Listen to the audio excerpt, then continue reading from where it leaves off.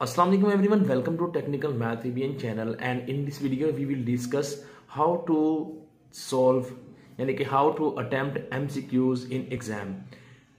सबसे पहली बात ये है कि बहुत से स्टूडेंट्स जो है वो इस क्वेश्चन को पूछते हैं कि MCQs जो है एग्जाम में आते हैं हमारे पेपर्स में या जॉब के टेस्ट में या कंपैरेटिव जो एग्जाम होते हैं उनमें MCQs भी अगर आते हैं तो उनको कैसे सॉल्व किया जाता है।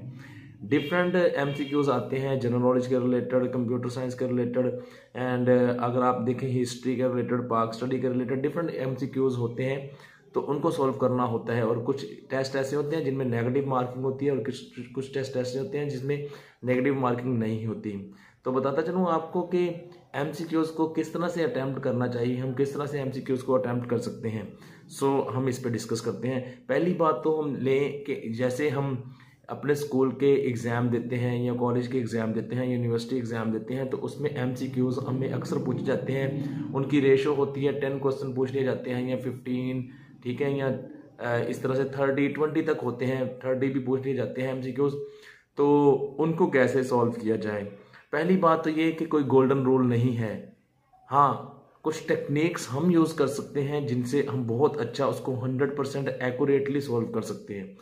पहली बात जो है वो ये कि जो स्टूडेंट अपनी बुक्स को यानी कि पढ़ेगा, चाहे आप उसको याद ना करें, जस्ट आप बुक को पढ़ने की यानी कि आदत डालें।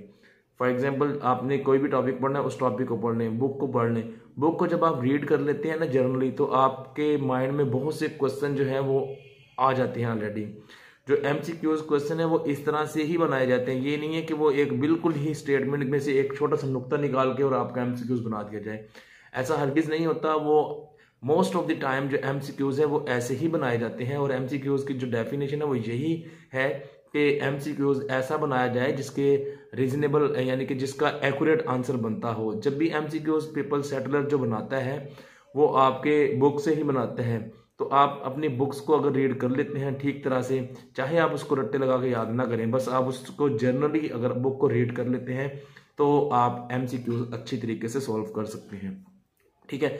उसके अलावा आपको बताता चलूँ कि अगर हम कोई भी टेस्ट देते हैं तो उसके MCQs कैसे सॉल्व करें। लेट्स सपोज के जनरल नॉलेज है। अब जनरल नॉलेज के जो हमारे पास MCQs होते हैं, देखें आप पास्ट पेपर ले लें कोई भी, ठीक है, जिस एग्ज़ाम को आपने अपेयर होना है, जिस एग्ज़ाम में, उस एग्ज़ाम के आप पास पेपर आपको मिल जाएंगे बाजार से। आपने ऐसे करना है, उनमें देखें सीक्वेंस के किस तरह से आपके पास MCQs आ रहे हैं। बार बार अगर आप उनको रीड करेंगे, बार बार रीड करेंगे, मेरा मानना ये है कि अगर बार बार आप रीड करेंगे तो इंशाल्लाह आपका जो है वो MCQs, जो आपके जो MCQs हैं वो रॉन्ग नहीं होंगे। आपका जो जितने भी जनरल नॉलेज के होंगे ना वो आपको याद हो जाएंगे। हिस्ट्री की बात करें या कोई भी सब्जेक्ट की बात करें, अगर आप उसको बार बार पढ़ लेंगे ना, बुक को या MCQs को बार बार पढ़ लेंगे तो आप इजीली अपना MCQs को अटेम्प्ट कर सकते हैं, ठीक है। उसके बाद रही बात, अगर मैथमेटिक्स या फिजिक्स के MCQs हैं तो इनको हम जस्ट पढ़ के तो नहीं कर सकते। हाँ, ज़रूरी है कि ये सब्जेक्ट पे डिपेंड करता है, आप जस्ट पढ़ के उनको सॉल्व नहीं कर सकते। आपको ये करना होगा कि फिजिक्स या मैथ के अगर आपने MCQs करने हैं शॉर्ट, तो वो आपको सॉल्व करने होते हैं। उनके लिए आपको कुछ सॉल्व करना पड़ेगा। बाकी जो इंग्लिश हो गया या आपके पास साइंस हो गया, कोई भी सब्जेक्ट लगा लें आप, इंग्लिश, हिस्ट्री हो गया या जनरल नॉलेज, इस तरह के MCQs को आप बार बार पढ़ेंगे तो आपको वो याद हो जाएंगे। तो गोल्डन रूल यही है कि अगर आप अपनी बुक को जनरली पढ़ते हैं, ज़्यादा से ज़्यादा उसको रीड करते हैं, तो आपके MCQs जो है वो 100% आपके एक्यूरेट होते हैं, आप उनको ईजिली सॉल्व कर सकते हैं। यही बेस्ट रूल है। तो ये है। अब तुक्का लगाना, एक बात ये होती है कि तुक्का लगाना, अब कुछ लोग ऐसे कहते हैं कि लगाना तो तुक्का ही है, आंखें बंद करके निशान लगा दो यार, बस आंखें बंद करने का मतलब ये कि निशान लगा दो बस, ठीक है। लेकिन तुक्का भी जब आप लगाएं, हिट एंड ट्रायल आप यूज़ करें तो आप किसी सेंस से यूज़ करें। आप एटलीस्ट आपको कुछ ना कुछ सेंस यूज़ करनी चाहिए कि यार कौन सा बनता है। आप पढ़ें ज़रूर। कुछ लोग ऐसे होते हैं उनको एग्जाम में अगर क्वेश्चन नहीं आते तो वो पढ़े बगैर ही निशान लगा देते हैं।